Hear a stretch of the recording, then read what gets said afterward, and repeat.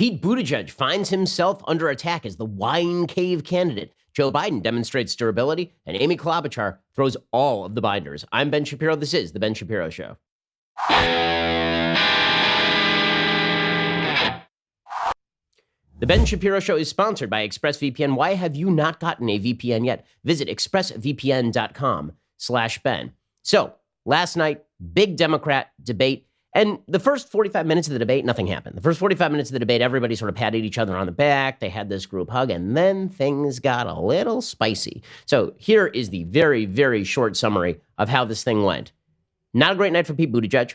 Yeah, he had his moments, but not a great, probably the worst night for Pete Buttigieg he's had so far. Really bad night for Elizabeth Warren. So some people are giving Warren more credit than she deserves here. Warren had a bad night. Bernie Sanders is always Bernie Sanders. Joe Biden is always Joe Biden. And Amy Klobuchar forced everybody else to eat salad with a comb. So that it was actually a pretty good night for Amy Klobuchar. So let's just jump right in to this debate, because the big winner, as always, whenever we have a Democratic internal debate, is President Trump. There's a swing state poll out today that shows that in the swing states, Biden is tied with Trump, that he leads, Trump does, every other Democratic candidate who was on that stage last night. There's a reason for this, and that is that Democrats continue to give President Trump campaign commercials. We haven't even seen Trump weaponize all of the content that Democrats have given him in the past several months.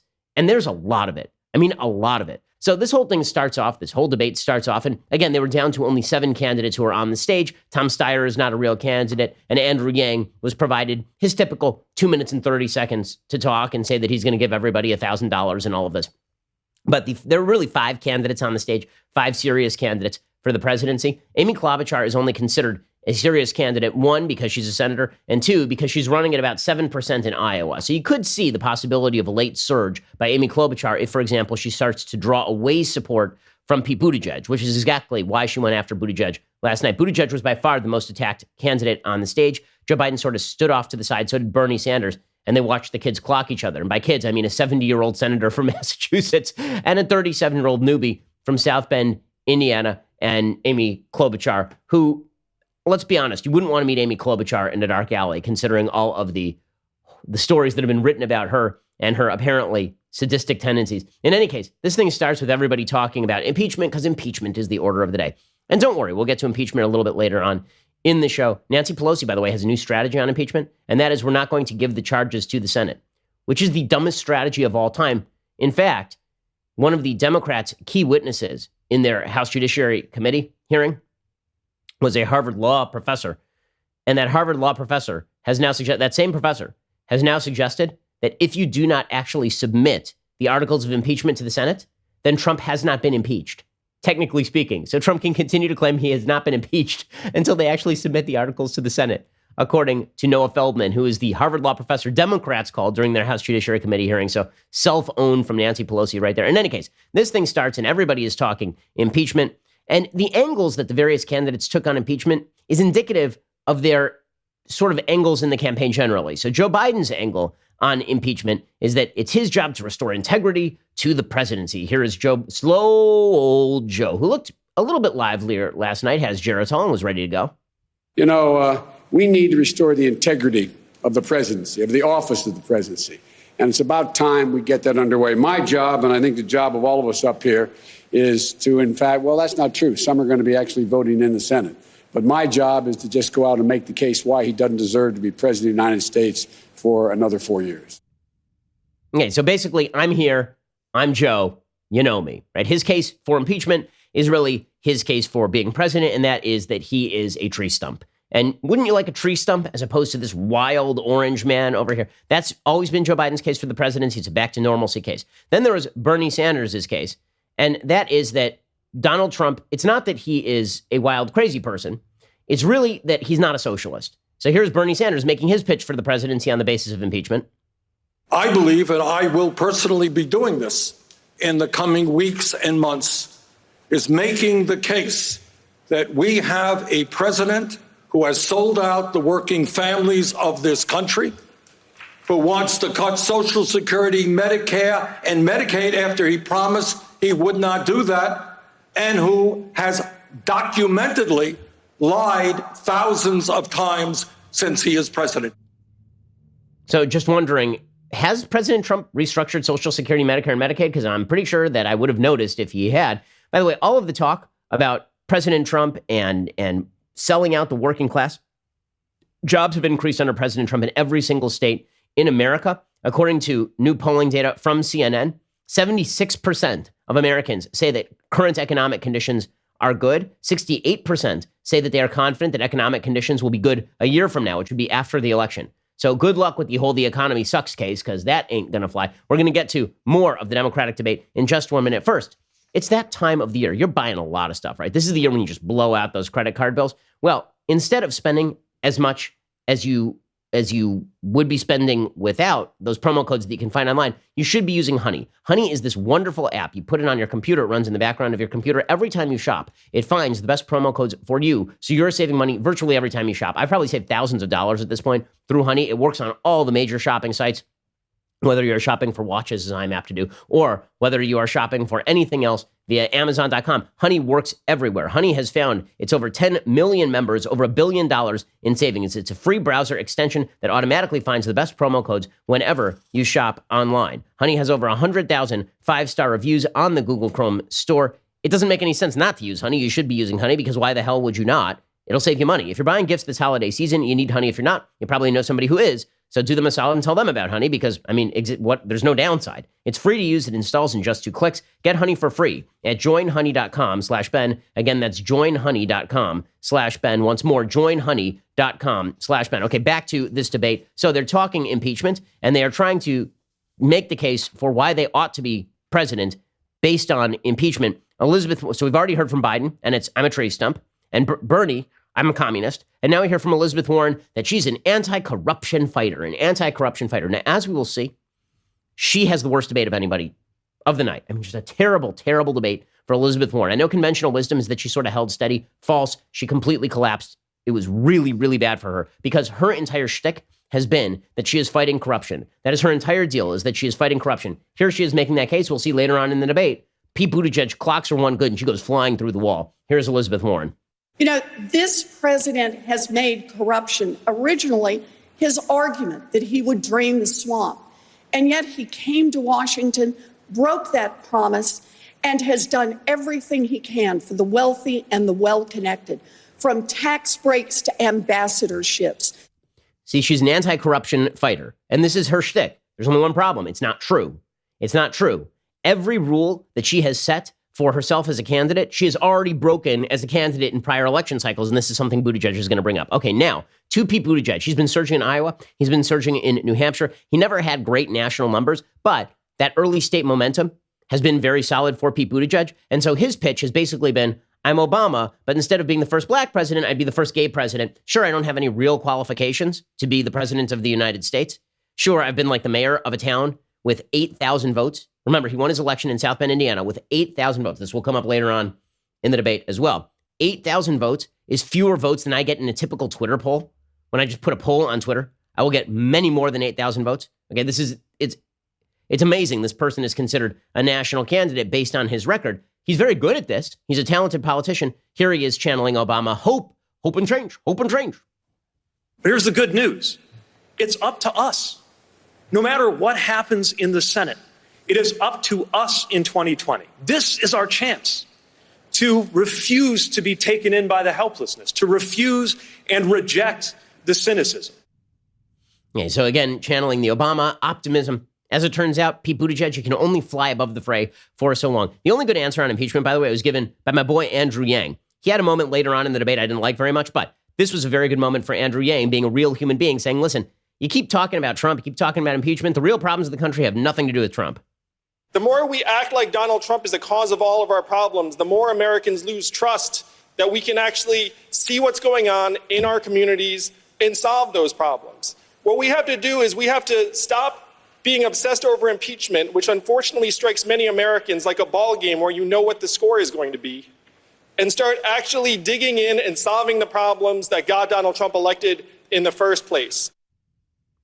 Okay, this is an actual smart answer from Andrew Yang. The problem is, of course, Andrew Yang is not one of the top contenders. Okay, then they move on to the economy, and this is a real problem for the Democrats. It's a problem for the Democrats because, as I've said, the poll numbers on the economy are very, very strong for President Trump. So Joe Biden is asked by one of the moderators, so Americans kind of like this economy because the economy is real good. They may not like Trump, but what about people who say they don't love Trump, but they love the economy? And Biden says, well, no, I just refuse to accept that people like the economy. Yeah, good luck with this argument. Well, I don't think they really do like the economy. Go back and talk to the old neighbors in the middle-class neighborhood you grew up in. The middle class is getting killed. The middle class is getting crushed. And the working class has no way up as a consequence of that. And the idea that we're growing... And we don't have to listen to the rest of him spieling about this. We don't have to listen to the rest of him because he says that, then Buttigieg that, then Warren says that. It's always... The economy isn't really good. Sure, you feel like the economy is good, but it's because you don't know. In your heart, you know the economy is bad. Record stock market, record low unemployment in the black community, in the Hispanic community, among women, like everyone. But apparently it's very, very bad. And then you have Bernie Sanders, who does his usual crazy routine. He actually said, and this is such a lie, he said this in like every debate, and it's always a lie. He says, today in America, we have the highest rate of childhood poverty of almost any major country on earth. Of any major country on earth, we have the highest rate of childhood poverty. Has he heard of most of the world? Has he heard of like anywhere else other than the United States? Because that is bat bleep lunacy. That is just untrue. Okay, so the Democrats are completely disconnected on economics. How do you know they're completely disconnected on economics? Because you end up with Elizabeth Warren saying things like this. So Judy Woodruff asks Elizabeth Warren, how do you answer top economists that say that these taxes are not going to be good? Listen to Elizabeth Warren's crazy answer. How do you answer top economists who say taxes of this magnitude would stifle growth and investment? Oh, they're just wrong. Oh, well, if non-economist Elizabeth Warren says that huge, enormous taxes won't hurt the... I totally believe her. I totally believe her. We're just going to completely rewrite basic econ 101 because Elizabeth Warren says, oh, they're just wrong. They're just wrong. You know, like taking trillions of dollars out of the U.S. economy and pouring it down the rat hole that is government is not going to hurt the economy in any way because she says that that's wrong, that it's not true. Okay, yeah, good.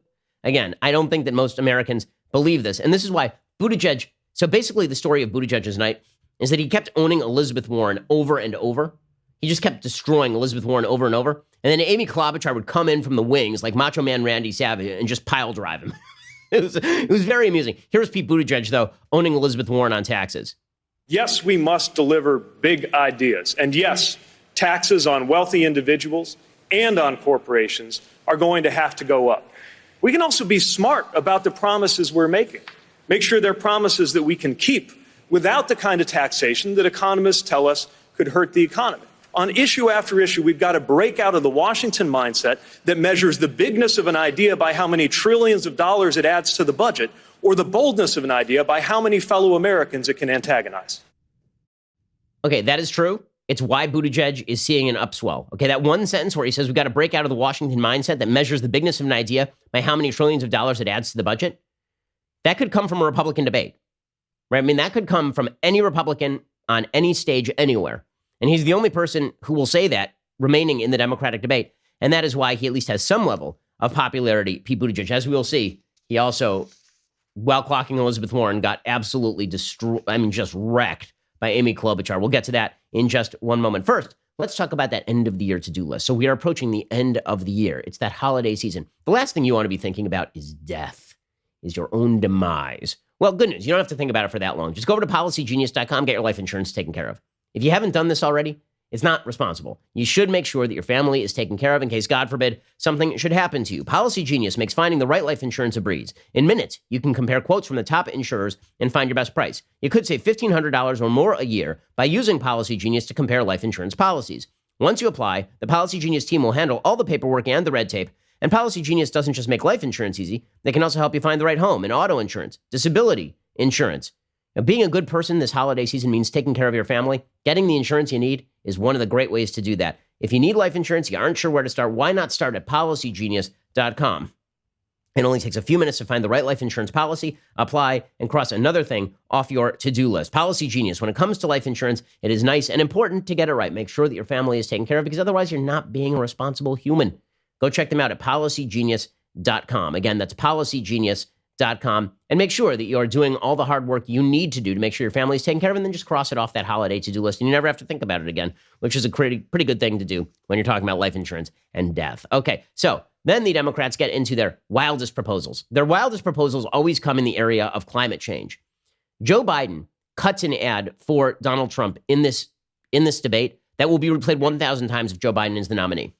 Tim Alberta, who's one of the moderators, who apparently he ran into flack from PBS because he works at Politico now, but he once used to write for National Review, and this is very, very bad. Now, there are a bunch of top-line reporters who used to write for National Review. Like Eliana Johnson was a top-line reporter for, I believe, the Washington Post. Very nice gal. She used to work for National Review. Tim Alberta used to work for National Review. Apparently, this is very bad. He's the only person asking intelligent questions on the stage. He says to Joe Biden, so how many jobs are you willing to sacrifice on the altar of climate change here? And Joe Biden is like, all of them. As president, would you be willing to sacrifice some of that growth, even knowing potentially that it could displace thousands, maybe hundreds of thousands of blue-collar workers in the interest of transitioning to that greener economy? The answer is yes. The answer is yes, because the opportunity for those workers to transition to high-paying jobs, as Tom said, is real. We're the only country in the world that's ever taken great crises and turned them into enormous opportunities. Nothing says enormous opportunity like laying off hundreds of thousands of blue-collar workers. I mean, that is one hell of a... I mean, you think that won't be in every commercial? That he will displace hundreds of thousands of blue-collar workers? The answer is yes. Joe Biden. Not a great general election move. Now, it may help him in the primaries, but in that general, that is going to come back to harm him. Then, of course, you get Bernie Sanders just being a crazy person, because this is the fact that Bernie Sanders is even a remotely leading candidate in the Democratic Party, it really says a lot about the current state of the Democratic Party. They have lost their minds. Here is Bernie Sanders explaining that we should take our entire defense budget and we should spend it on fighting the sun. Here is Bernie Sanders. The United States has got to lead the world. And maybe, just maybe, instead of spending $1.8 trillion a year globally on weapons of destruction, maybe an American president, i.e. Bernie Sanders, can lead the world. Instead of spending weapon money to kill each other, maybe we pool our resources and fight our common enemy, which is climate change. We're going to get the Chinese to stop spending money on their weaponry and instead spend money on climate change. We're going to get the Russians to abandon all of their military spending, and instead we're going to spend it on climate change. How are we going to do that? You're going to elect me. I'm crazy. So crazy. I'm just going to walk into Xi Jinping. I'm going to say, you want a piece of this? I'm a crazy man. Have you seen these hands? I'm nuts. These hands are deadly weapons. Look at them. They move without my own permission. Do you want to be on the wrong side of these hands? Okay, Bernie. Okay. The one of my favorite climate change responses from Elizabeth Warren. So she openly acknowledges that if you want to lower carbon emissions, you have to use nuclear power. And then she immediately announces that she will never build a new nuclear power plant. So she is utterly unserious about this, obviously. But that is Elizabeth Warren in a nutshell. Her dishonesty is rank. As we will see, it comes back to bite her. I know I'm previewing that a lot, but it really came back to bite her last night. Here's Elizabeth Warren explaining, sure, we need nuclear power, but I'm not building any of it. So I see it right now as we've got to get the carbon. We've got to stop putting more carbon into the air. We've got to get the carbon out of the air and out of the water. And that means that we need to keep some of our nuclear in place. I will not build more nuclear. Oh, so you need nuclear because you need less carbon emissions, but also we're not going to build any more nuclear power plants. Very serious person, Elizabeth Warren, with many proposals and plans, I have been informed by reliable people. Okay, Joe Biden did have a couple of good moments during it. I thought that this was Biden's best debate by a fairly long shot. This was his best moment. So he was talking about, somebody asked him whether he was naive to believe that he could work across the aisle. Because Elizabeth Warren has said this. She said that he's just naive to believe he can work with Republicans. And here was Joe Biden's answer. This is actually quite a good answer. I refuse to accept the notion, as some on this stage do, that we can never get to a place where we have cooperation again. If that's the case, we're dead as a country. We need to be able to reach consensus. And if anyone has reason to be angry with the Republicans and not want to cooperate, it's me. The way they've attacked me and my son and my family, I have no love. But the fact is, we have to be able to get things done. And when we can't convince them, we go out and beat them like we did in the 2018 election in red states and in purple states. Okay, that was Biden's best answer, because the other Democrats are on stage going, we're going to run roughshod over these people. We're going to line them up against the wall. And then Biden's like, no, we got to work with them. And listen, I don't love them, but we got to work with them. This is actually Biden's best appeal. And many of the Democrats don't actually understand this appeal. The only candidates on stage making this appeal are three: Biden, Buttigieg, Klobuchar. Those are the only ones on stage who are making that appeal. And it's actually a fairly smart appeal. And then we get into the race section of the debate. And here's where all the intersectional glory of the Democrats comes out. Now, listen, I love my boy Andrew Yang. I think Andrew Yang is a good guy. I think he's a solid dude. I disagree with him on a lot of politics, but I think that he's an honest fellow. I thought that this answer last night from Andrew Yang was his first dishonest answer in the entire election cycle. So Andrew Yang is asked about the fact that he is the only person of minority status on the stage. I mean, Buttigieg is gay, but the only person of color on the stage is what Yang is asked. And here is Yang's answer. And I thought, again, the fact that this is sort of the requisite pandering on the Democratic stage says a lot about their view of America. Here's Andrew Yang explaining that he feels bad that he's the only minority on the stage. By the way, just quick note, for the intersectional activists, Asians don't count as part of the intersectional coalition. They're too successful and too highly educated, which is why they don't care that Asian students are being barred from Harvard University at a disproportionate level in order to make room for other, quote unquote, less fortunate minorities. Here's Andrew Yang. It's both an honor and disappointment to be the lone candidate of color on the stage tonight. I miss Kamala, I miss Cory, though I think Cory will be back. Okay, that's just not true. I'm sorry. Andrew Yang is not sitting around tonight going, I miss my friends. It's not like empty tables at the end of Les Mis. He's not sitting around and being like, oh, where, Kamala, where are you? Why? He's not sitting around going, Cory Booker, where's Mr. Potato Head and his angry eyes? I need them on the stage taking up time. I need them here. Where are they? He's not disappointed. He doesn't care. Okay. Like, no one cares. They're bad candidates. That's the reason they're not on the stage. Again, I'm amused and bemused by the fact that the Democratic Party seems to have forgotten that Barack Obama was president for 8 years. Okay. As though, do they have to keep proving their bona fides every single election cycle? Well, if we don't have enough minorities on the stage, clearly we've reverted to Jim Crow style racism. Alternatively, Cory Booker is an awful candidate and Kamala Harris is even worse.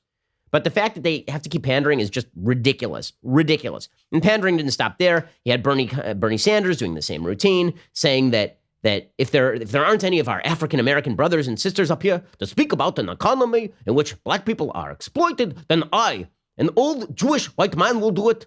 And then you had Amy Klobuchar suggesting that she's going to stop gerrymandering and black people are being barred from voting. Okay, all of that was nonsense. But that's the requisite part of the Democratic debate. In just a second, we're going to get to the Democrats on foreign policy. Back to the delusional for the Democrats in just 1 second. First, let's talk about the fact that it's no fun to go to the drugstore and look for all of the materials you need for the bathroom. Okay, I tend to be very lazy when I'm not doing the show. And what that means is that I never go to the drugstore and pick up the materials that I need. The first time I realize that I don't have a razor and that I need one is exactly when I need to use it. Okay, well, the way that I have solved this problem is I use Dollar Shave Club because they just ship it to me. I never have to think about it ever again. And their products are better than the stuff that I'm getting at the store. And I don't have to spend an hour sifting through all the various products trying to find the best product that best fits my... Dollar Shave Club has it all. Dollar Shave Club has spent years developing, crafting, and refining everything. They have everything I use to look, feel, and smell my best. I've been a Dollar Shave Club member for years. Not only do I enjoy the razors for right here on the neck, but I also enjoy their amber lavender body cleanser. They've got great stuff for your hair. They just have everything that you could possibly need. They've got you covered head to toe. They have everything you need to shower, shave, style your hair, brush your teeth. And yes, they even have their world famous butt wipes. The Dollar Shave Club can keep you automatically stocked up on the products you use. You get what you want whenever you need it, whether that's once a month or a few times a year. Again, I love being able to sort of program this in and then just forget about it. It makes my life incredibly easy, and it means that I am never out of the products that I need. Right now, you can put the quality of Dollar Shave Club's products to the test. Their Ultimate Shave Starter Set has basically everything you need for that amazing shave: the executive razor, the shave butter, the prep scrub, the post-shave dew. The best part is you can try it for just $5. After that, the Restock Box ships regular-sized products at regular prices. Get your Ultimate Starter Set for just $5 at dollarshaveclub.com/Ben. That is dollarshaveclub.com/Ben. Again, dollarshaveclub.com/Ben. Go check them out right now. It's fantastic and makes your life easy, and the products are fantastic. dollarshaveclub.com/Ben for the special deal. Okay, back to the Democratic debate. So then the Democrats get into the foreign policy arena, and they start off with Israel. Bernie Sanders is so awful on Israel, it is almost impossible to overestimate how bad he is on Israel, because he will always surpass your expectations. So Bernie Sanders is asked about Israel, and he plays the I'm super pro-Israel card. Yes, his entire campaign is staffed by people who hate Israel. He campaigns with Linda Sarsour. He's been endorsed by open anti-Semites Ilhan Omar and Rashida Tlaib. But don't worry, guys. He loves Israel. Listen to this statement he makes about Israel. Apparently, Israel exists where there's no such thing as terrorism. Palestinian terrorist groups do not run the Gaza Strip and the West Bank.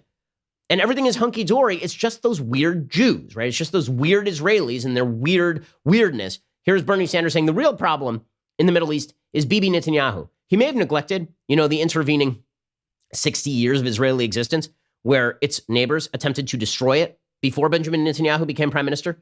He may be neglecting the fact that even Benjamin Netanyahu's political opponents actually agree with him on foreign policy. But it's very convenient for Bernie to blame everything on Israel because he is, of course, a far leftist who actually does not like Israel. He actually despises Israel.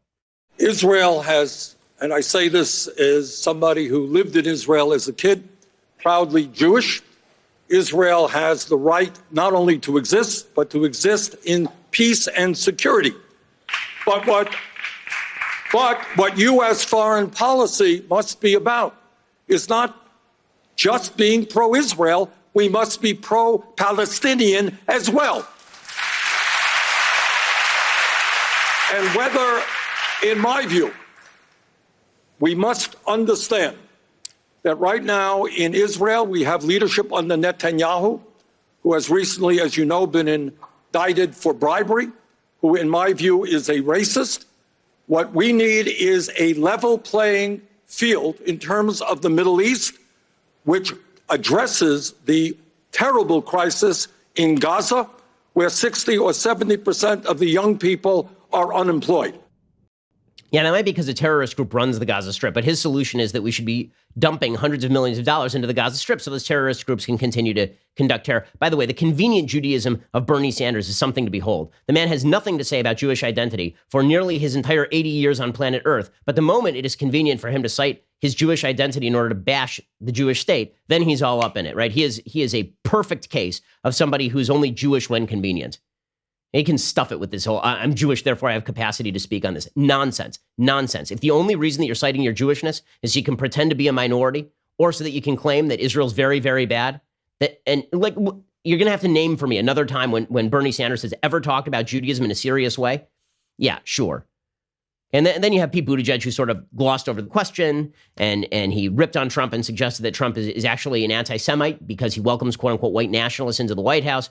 Yeah, that was just silly. And then you had Joe Biden. Biden at least is living in something resembling the real world. Like, he's wrong on Israel, but at least he recognizes you have to keep giving them physical aid so they can maintain their security. But it really is when you get to China that it becomes obvious that the Democrats don't know what they are talking about. The only person who had a good answer on China is Andrew Yang. Andrew Yang actually understands a lot of the challenges that America is facing with regard to China. His take on China and their technological war on the United States is exactly right. Here's Andrew Yang. I have sat with our leading technologists, and they say they cannot match the Chinese resources. China just produced its first major smartphone that does not have Google apps, and it is now trying to export its technology to the rest of the world. What we have to do is build an international coalition to set technology standards, and then you can bring the Chinese to the table in a very real way, because this is their top priority, and this is where we need to outcompete them and win. Okay, so Yang is right about this. He's the only person who had anything credible to say about this. The rest of them were like, I'll be mean to China. Sure. Okay. Yeah, right. Okay, so most of this debate so far has basically been everybody hugging each other, right? It was more of a town hall than a debate.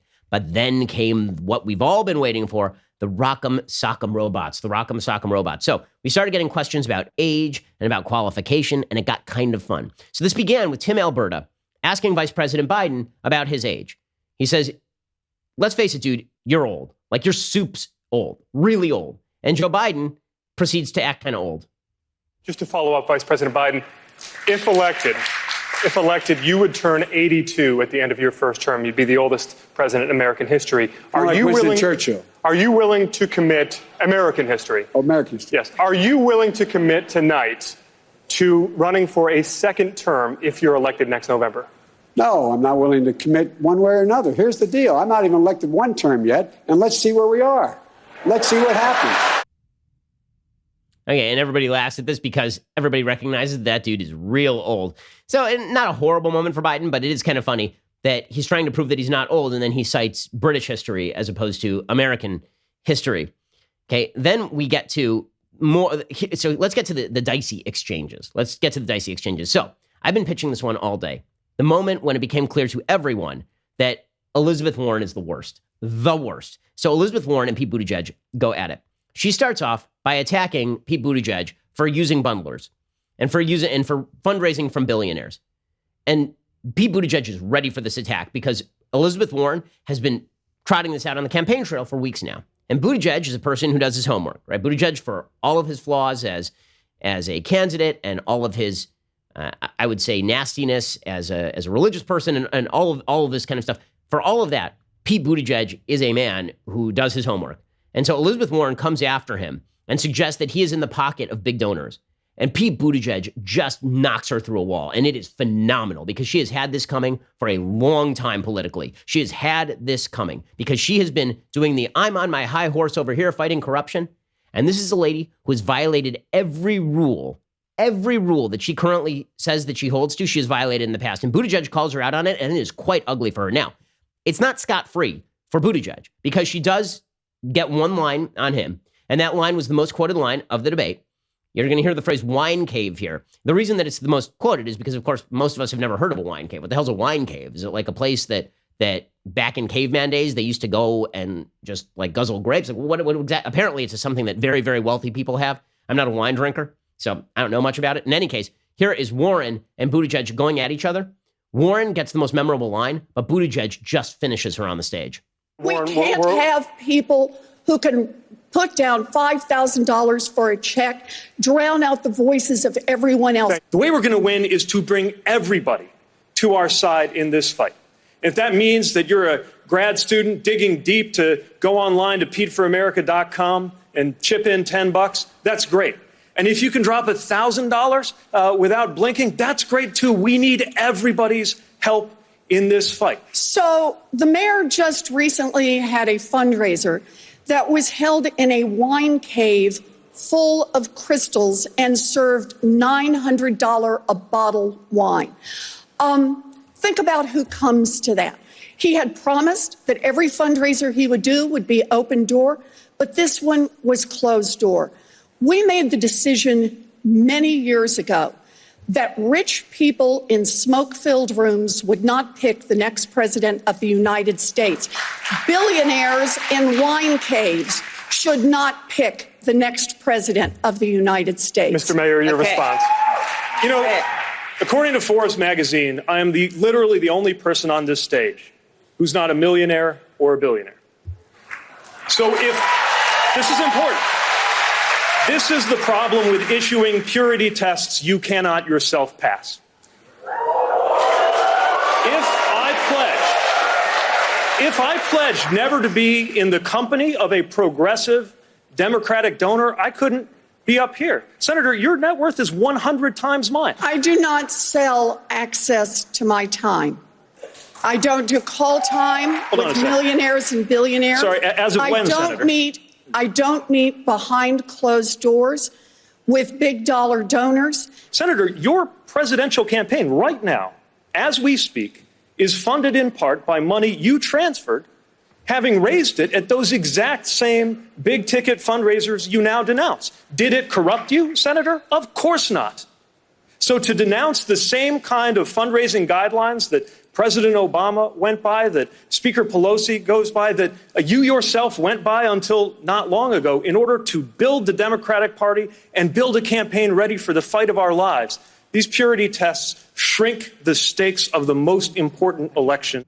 Okay, so that is Elizabeth Warren going up against the king, and you best not miss, and she missed. It was not a good look. Now, the wine caves thing will stick, so it's not a complete miss. To be fair to Warren, it's not a complete miss.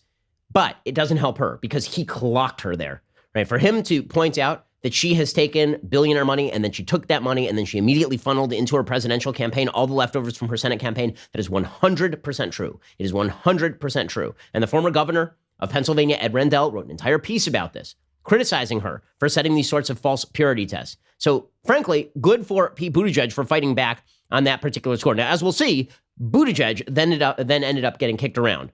Okay, so it didn't end up great for Buttigieg either. But at that moment, in that exchange, Warren got really hurt because she is deeply dishonest. And that is obvious to anyone who's been watching this campaign. Okay, we'll get to more of this in just 1 second. So listen, this holiday season, you're going to be sending and receiving an enormous number of packages. That means people are coming to your door almost constantly. And you don't know who these people are. You know, one of the things that people who want to rob your house do is they will knock on the door or they will ring the doorbell, see if you are home. And then if you're not home, that's when they break in. Well, one of the things that you can do to prevent this from happening, the best thing you can do is to use Ring. Ring helps you stay connected to your home from anywhere. So if there's a package delivery or a surprise visitor, you'll get an alert. You'll be able to see, hear, and speak to them all from your phone. If you're on the go this season, whether it's across town or across the country, you can check in anytime for some much needed holiday peace of mind. We use Ring products all over our house. Really, it makes us feel much more secure, makes me feel more secure, makes my wife feel more secure. As a listener, you have a special holiday offer on a Ring Welcome Kit available right now. With a Ring Video Doorbell and a Chime Pro, the Ring Welcome Kit has everything you need to keep an eye on home, no matter what this holiday season brings. With Ring, you're always at home. So just go to ring.com/Ben. Again, that's ring.com/Ben. Go check them out right now. Ring.com/Ben. Additional terms may apply. You're going to feel a lot safer once you got those Ring devices on your house. Ring.com/Ben. Go check them out right now. Okay, in just a second, we'll get to Pete Buttigieg getting slapped. So he slaps Elizabeth Warren, and then like the Battle of the Lilliputians, the slapping between the small human beings on stage in terms of their moral and political stature continues. We'll get to that momentarily. First, it is that glorious time of the week when I give a shout out to a Daily Wire subscriber. Today, it's Derek Riley on Twitter, who's clearly doing a fantastic job in the most important role of his life in the picture. Derek's adorable baby daughter is wearing a cozy winter onesie while snuggling a glorious Leftist Tears tumbler, as all good babies should. She will grow up big and strong and brilliant. The caption reads, "She's 2 months today, growing bigger and stronger, thanks in part to the Leftist Tears tumbler. Even more nourishing than breast milk, Leftist Tears." Amazing. And with the amount of Leftist Tears on the horizon during this election year, she'll be growing by leaps and bounds. Thanks for the pick, Derek, and congrats to you and your family on this amazing baby. Okay, also, if you're not already a subscriber, you're missing out. Head on over to dailywire.com/subscribe. For as little as $10 a month, you get our articles ad-free, access to all of our live broadcasts, our full show library, select bonus content, our exclusive Daily Wire app, which is, in fact, a fantastic feature if you haven't checked it out yet. We spent time and money on it. You'll enjoy it. If you choose the new all-access plan, you get all of that, plus the legendary Leftist Tears tumbler that you saw that baby snuggling just moments ago, and our brand new Ask Me Anything style discussion feature that allows you to engage our hosts, writers, special guests on a weekly basis. So stop depriving yourself. Come join the fun. We are the largest, fastest growing conservative podcast and radio show in the nation.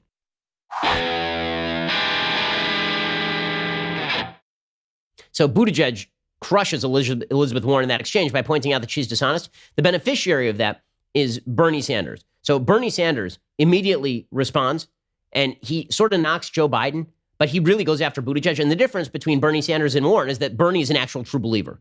Right? Bernie's not BSing this stuff. Like, he's full of it, and he's awful, and he believes terrible things. But Bernie is a true believer. I mean, that is a man who will set himself on fire for his cause, or at least buy himself a third lake house for his cause. Here's Bernie Sanders explaining that Pete Buttigieg has, in fact, taken money from billionaires. My good friend Joe, and he is a good friend, he's received contributions from 44 billionaires.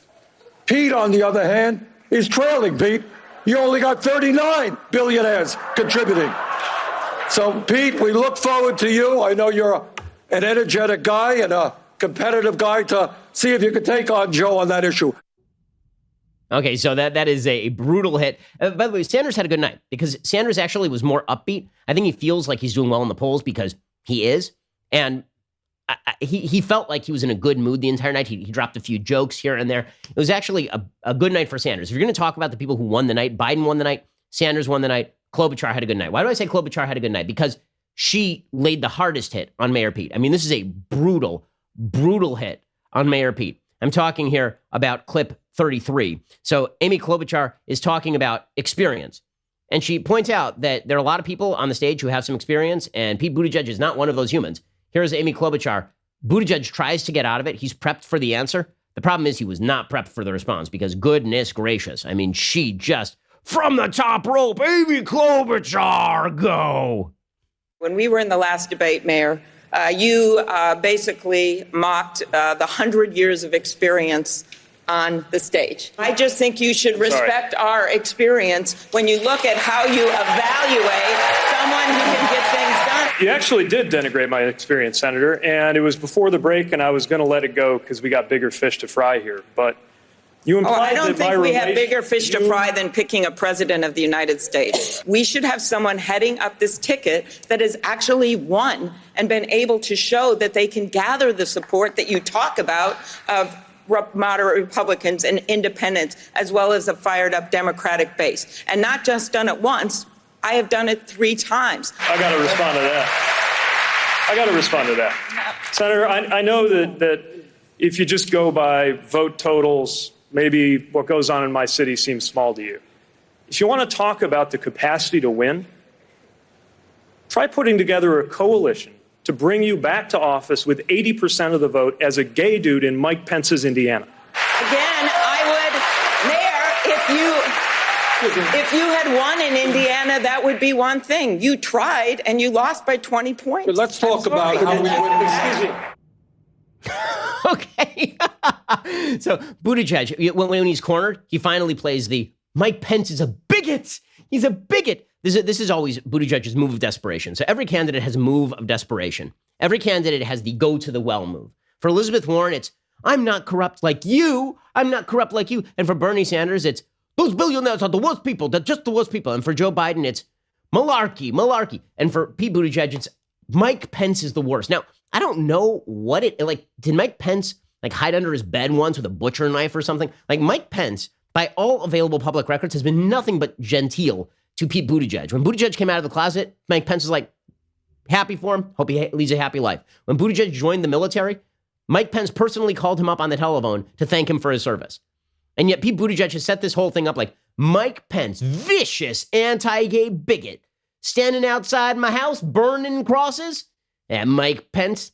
And so Klobuchar's well, you've never won anything, right? You won 8,000 votes in South Bend, Indiana, which again, I'm at an event down here in South Florida. There are going to be 5,000 people just at this event. Yeah, the 8,000 votes is nothing. It's a rounding error when you talk about national politics. You're talking about a national election that is going to involve, at minimum, 130 million voters. And you're saying that because you once won 8,000 votes in South Bend, Indiana, a historically blue city, that you are somehow qualified to win? And Klobuchar points that out, and Buttigieg goes to that safe and happy place, which is, I'm gay, and Mike Pence hates gay people. And Klobuchar's well, if you're going to say that you built a coalition as mayor of South Bend, Indiana, you might want to remember that, we're going to ignore this, but you ran for state treasurer in Indiana. So you tried to run statewide in Indiana, and you got cleaned like a fish. You got gutted. By the way, he didn't lose by 20 in Indiana, Pete Buttigieg. He didn't lose by 20 in that state treasurer race. He lost by 25 to Richard Murdoch, who went on to sit in Senate and then lose to a Democrat. So it wasn't even like he was losing to the best candidates. It's just that Pete Buttigieg's actual agenda, when looked at by people in the middle of the country, is not anything like what he is campaigning nationally as. And Klobuchar just finishes him right there. I mean, that's a bad look. And Klobuchar, by the way, has a level of support in Iowa. It's not tremendous, but you are going to see a bump for Amy Klobuchar in the aftermath of this debate. She had a good, aggressive debate. Finally, when the stage was cleared off of all the riffraff, and by that I just mean everybody who's getting 2% or less, once the stage was cleared off and you had, people who are actually getting 5% or more in any state poll, then you could actually see the contrast between the candidates. And you see that Klobuchar actually has the record that Pete Buttigieg pretends that he has, that Amy Klobuchar has the positions that Pete Buttigieg pretends that he has. And so I would not be surprised to see Buttigieg start to wane now. I wouldn't be, people are saying, I don't know how much the debate's going to matter. It's going to matter some. And I think that the image of Pete Buttigieg as fresh-faced, that only lasts so long as people fail to recognize that Pete Buttigieg has never won an election that is larger than a thimble. He was elected class president in 3rd grade, basically, in terms of national politics. That's not a rip on South Bend. That's a statistical reality. And Klobuchar pointing that out, it's not going to help him. The wine cave thing is not going to help him. It's going to look like he is a grasping person who's attempting to grab as much wealth as he can from a variety of people because he doesn't actually have a base outside of upper class white establishmentarian types. So while he hurt Warren, and he did, because she is incredibly dishonest, she's already hurting, right? She was already on the downslope. Buttigieg is on the upslope. I think you're going to see that stall out now. I think at the very least you're going to see him even out. I think that you may see him start to decline. And I think you're going to see a little bit of a bump for Amy Klobuchar, specifically because of all of this. Now, the finest moments of the debate in terms of just wild leftism, and this is where President Trump makes his money, right? And President Trump makes his hay where the Democrats' radicalism lives. The best part is when you get to transgender politics. So again, the pander bear just is the imaginary spirit animal of every Democrat. And so you ended up with the bizarre spectacle of Bernie Sanders explaining that he is going to wipe out discrimination against transgender communities, apparently by waving his hands wildly and yelling. We need a president who will do everything humanly possible to end all forms of discrimination against the transgender community, against the African American community, against the Latino community, and against all minorities in this country. I like how he adds that little blanket statement on the end. All minorities, because he started running out of, he's afraid he's going to miss somebody. It was like an Oscar speech where you miss your agent. I have to name every minority I can think of right now. So gay people, transgender people, bisexual little people, African Americans, Latinos, Native Americans, not Jews, they're not intersectional, not Asians, they're not intersectional, and the other minority that I missed, all of them, like the minorities. But Sanders pales in comparison to Elizabeth Warren. Again, so dishonest, so awful. Here's Elizabeth Warren. I mean, there's die hard and then there's pander hard. I mean, this is pander hard with a vengeance. Here is Elizabeth Warren explaining what she's going to do for the transgender community. And this is just, I mean, you know what she is? There was talk about President Trump back in 2016 that he spoke conservatism as a foreign language, that he sort of approximated where he thought conservatives were. And that's why he ended up saying things like, we want to put women who have abortions in jail. And everybody who's pro-life was like, well, not so much. It's because Trump was sort of estimating where he thought the constituents were. Elizabeth Warren treats the base of the Democratic Party like they're idiots. She treats them like they're idiots. And so listen to her pandering to the transgender Americans. The way that she does this is so overt and blatant and stupid. It boggles the mind. Here's Elizabeth Warren. Here's a promise I make. I will go to the Rose Garden once every year to read the names of transgender women, of people of color who have been killed in the past year. I will make sure that we read their names so that as a nation, we are forced to address the particular vulnerability on homelessness. I will change the rules now that put people in prison based on their birth sex identification rather than their current identification. I will do everything I can to make sure that we are in America that leaves no one behind. So you know what she's going to do for you transgender people? If you get murdered, she's going to mention your name in a Rose Garden speech. Aren't you excited? Aren't you pumped? She's not pandering. That's how deeply she feels things. Just like she feels abortion so deeply, she's going to wear a scarf. A scarf. Ooh. How this lady rose to near the top of the Democratic Party is beyond me. Okay, so it is a weak field. There was one good moment for Joe Biden that I think is going to be a memorable moment for Joe Biden. Joe Biden was talking about how he helped stuttering kids on the campaign trail. This became a particularly memorable moment for Joe Biden, specifically because Sarah Huckabee Sanders promptly stepped directly on a rake because she doesn't understand that Joe Biden was once a kid who stuttered and has struggled with that. Here was Joe Biden saying this. Sarah Huckabee Sanders then tweeted something nasty out about it, and Biden really smacked her, and that was a good moment for Biden politically speaking. Here's Biden talking about this.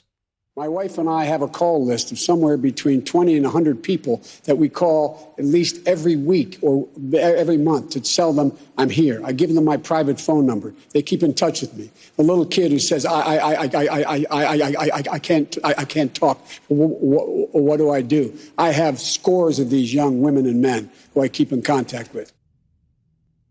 Okay, and Sarah Huckabee Sanders didn't understand what he was talking about there, and so she tried to make fun of him.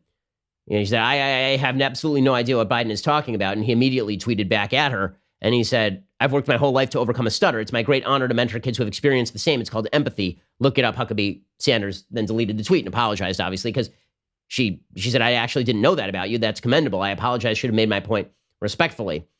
That's a good moment for Biden because anytime you do something, I mean, that's a clear win for him. Okay, so final analysis. Biden is fine. He's durable. Sanders has that durable base. Buttigieg got hurt last night. Klobuchar got a leg up on some people last night, and Elizabeth Warren, I think, is done. I think Elizabeth Warren is on a serious downslope right here, and it's only going to continue. Okay, time for some things that I like and then some things that I hate. So it is a rare day when I think that Trevor Noah is right about something. So Trevor Noah on Comedy Central, he was pointing out that every Democrat on stage does this routine where they're like, I'm not rich, I'm not rich, I'm not rich, I'm not rich, as though this is some sort of qualifier to be president of the United States. And Noah drops a pretty funny line here. Here he is. Senator, your net worth is 100 times mine. Ooh. Pete Buttigieg just called Elizabeth Warren a wealthy person. You realize for progressive white people, that's like being called the N-word. Yeah. They're like, how dare you call me wealthy? I'm living comfortably, okay? And you could see Elizabeth Warren wasn't liking that, because she did that thing that white women do when someone fights with them. They just face forward, like, I'm not hearing anything. See, Trevor Noah can be funny when he decides not to be a partisan hack. So that's it's true. It's so true, and it's been one of my pet peeves in this whole shebang is how it is that Pete Buttigieg is like, my qualification is that I'm poor. Like, well, guess what? There are like millions of other people who have not earned a lot of money in American society. Also, you're 37, and let's be real about this, dude. You went into politics after working at McKinsey. You're going to be rich. Okay? If anybody thinks that Pete Buttigieg by the time he is 50 is not going to be worth millions of dollars, it's because you're an idiot. Pete Buttigieg will be worth plenty of money. Even Bernie Sanders, a lifelong useless person, is worth $1 million because he's 80. Okay, so like, come on. Okay, time for a quick thing that I hate. Okay, so this is an insane story. Are you prepared for a story rife with insanity? Here you go. This is a story about a woman named Maya Forstater. It made a lot of news yesterday because J.K. Rowling got involved. We'll get to that in a second. So Maya Forstater is a researcher on taxes. She's a tax expert. She works for something called the Center for Global Development, or rather she did. It's a think tank based in London and Washington that campaigns against poverty, according to the UK Independent. She was accused of using offensive and exclusionary language on Twitter. What did she say that was so offensive and exclusionary? This is a direct quote. Men cannot change into women. Offensive and exclusionary. To point out, men cannot magically change into women. Now, I know, you and I think about this and we're like, right. Okay, so, but in Britain, this is basically illegal. Because she said men cannot change into women. She was fired. And then she sued. She said that she was protected under the 2010 Equality Act because there are protected philosophical beliefs under the 2010 Equality Act. You can't be fired for politics, for example. So what did the judge decide? So the judge at the Central London Employment Tribunal, which is, whenever you use tribunal here, it just sounds like something out of the Spanish Inquisition. And it turns out it is, except the leftist, secularist Spanish Inquisition. Judge James Taylor, not the singer, decided that Forstater's view was, quote, incompatible with human dignity and fundamental rights of others. So men cannot magically become women is incompatible with human dignity and the fundamental rights of others. See, it seems to me that a fundamental right of another person would be to speak freely. Also, compatibility with human dignity seems to be like not firing people for saying basic biological truths. But no, according to this judge, it is incompatible with human dignity and the fundamental rights of others to say a biological fact. According to the judge, he says the tax expert was not entitled to ignore the legal rights of transgender people and, quote, the enormous pain that can be caused by misgendering a person. So you're not entitled to say a biological fact if it hurts someone's feelings in Britain. If you do that, you can be fired from your job in Britain. And by the way, this will move into the realm of hate speech, and pretty soon you'll be able to be prosecuted in Britain for, quote unquote, misgendering people. Already in New York City, by the way, the New York City Human Rights Commission ruled like 4 years ago that if a business regularly, quote unquote, misgenders people, you can be fined like $250,000 for each incident, which is total insanity. So if a man comes into your bar and you're like, hey, dude, and he's like, I'm a woman. And you're like, are you though? He can sue you, and the Human Rights Commission in New York will fine you $250,000.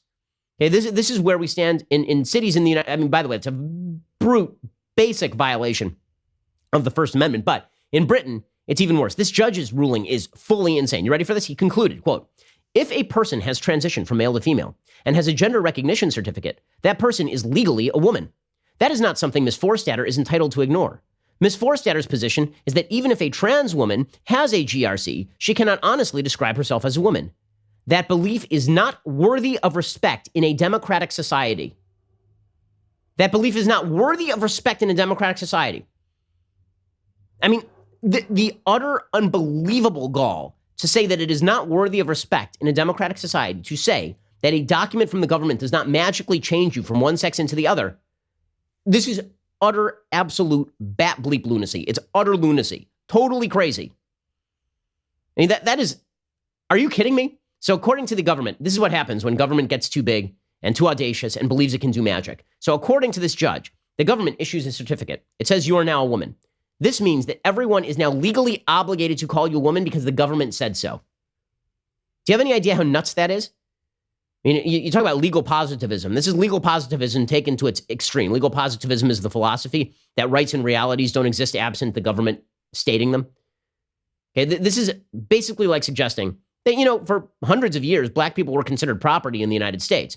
The government legally considered them property. So if you said that black person is a person, that presumably, because the government had already weighed in on it, the belief would not be worthy of respect in a democratic society. Very offensive to slaveholders. This is nuts. The judge says, even paying due regard to the qualified right to freedom of expression, people cannot expect to be protected if their core belief involves violating others' dignity and creating an intimidating, hostile, degrading, humiliating, or offensive environment for them. Due regard to the qualified freedom of expression? You haven't paid any regard to the qualified right to freedom of expression. It doesn't matter to you. You cannot expect to be protected if your core belief, not even the expression, the belief, involves violating other people's dignity. By the way, we disagree with each other all the time. In public life, we do it all the time. And in private life, we disagree with each other all the time. Is every disagreement about the nature of the world somehow a violation of others' dignity? Because if so, the government is violating this lady's dignity by saying she can be fired for believing a biological fact. Okay, so why does this become such a major issue? One, it's a major issue on its own. Two, J.K. Rowling weighs in. Now, J.K. Rowling is the author of the Harry Potter series. She is way on the left. I mean, so much on the left that every so often she retcons a character. Right? Suddenly Dumbledore just becomes gay for no reason. It's a children's book, but Dumbledore, he was always into the lads. That was always Dumbledore's thing. Like 10 years after the books are written. Okay, sure. Why not? Okay. Well, now she tweeted out in favor of this, right? She said, dress however you please, call yourself whatever you like, sleep with any consenting adult who will have you. Okay, so far we are in pure leftist progressive territory. Live your best life in peace and security, but force women out of their jobs for stating that sex is real? Hashtag I stand with Maya. Hashtag this is not a drill. This led to the world collapsing in on J.K. Rowling. She'll comfort herself with her 500 million books sold. Vox.com headlined, I kid you not, J.K. Rowling's latest tweet seems like transphobic BS. Her fans are heartbroken. J.K. Rowling just ruined Harry Potter. Merry Christmas. Did I miss the part where Harry Potter was like a transgender tract? Also, if a muggle declares themselves a wizard, are they a wizard or are they still a muggle? I'm confused. It was not just the idiots at Vox and their explanatory journalism. It was also the Washington Post. J.K. Rowling, this is from Internet Culture Analysis by Sonia Rao and Abby Olheiser. They put two of their finest on this over at the Washington Post. J.K. Rowling tried to make her work more inclusive. Then she tweeted support for an anti-trans researcher. Oh, there goes the inclusivity. There it goes. That's terrible and evil and wrong. Absolute stupidity. Absolute stupidity. Elena Darcy, a Harry Potter who for 5 years wrote for the website MuggleNet and co-produced a podcast on Rowling's Fantastic Beasts series, told the Post via email, until this moment, I was in a sort of denial. I'm so heartbroken. This is who she is choosing to be. The Harry Potter Alliance, a fan-led nonprofit, distanced itself from Rowling's tweet. We know that trans women are women, trans men are men, non-binary people are non-binary. Also, men are women are men, and non-binary people have no gender. That affirming and respecting people's gender is kind, loving, and literally saving lives. This is utterly crazy. Utterly crazy. Well, it seems to me that J.K. Rowling only has one way out of this, and she has to declare Dobby a transsexual. Right? It's the only way. Dobby is now a transgender elf. Dobby used to be female, but now is male. Dobby could be non-binary. You don't know. Dobby's never self-identified. So we could just do this. Maybe Harry's a female. Have you ever thought about that? Maybe the series is so woke that Harry is actually a female. Had that ever occurred to you? It could happen. Just wait until next week when J.K. Rowling has to walk this thing back, and so she retcons a transgender character into one of her books.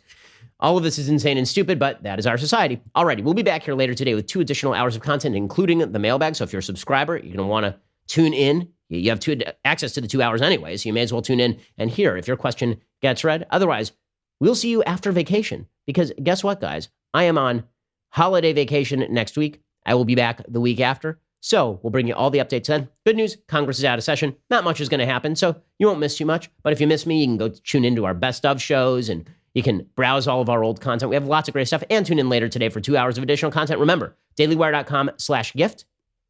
If you want to get that gift subscription 25% off until January 1st. Otherwise, we'll see you next year. So Merry Christmas, Happy New Year, Happy Hanukkah to everybody. Catch you around. I'm Ben Shapiro. This is The Ben Shapiro Show.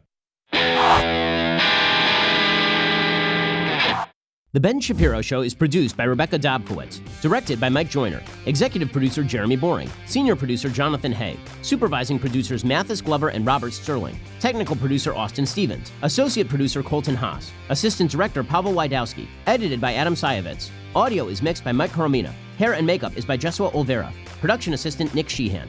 The Ben Shapiro Show is a Daily Wire production. Copyright Daily Wire 2019. On the Matt Walsh Show, we're not just discussing politics. We're talking culture, faith, family, all of the things that are really important to you. So come join the conversation.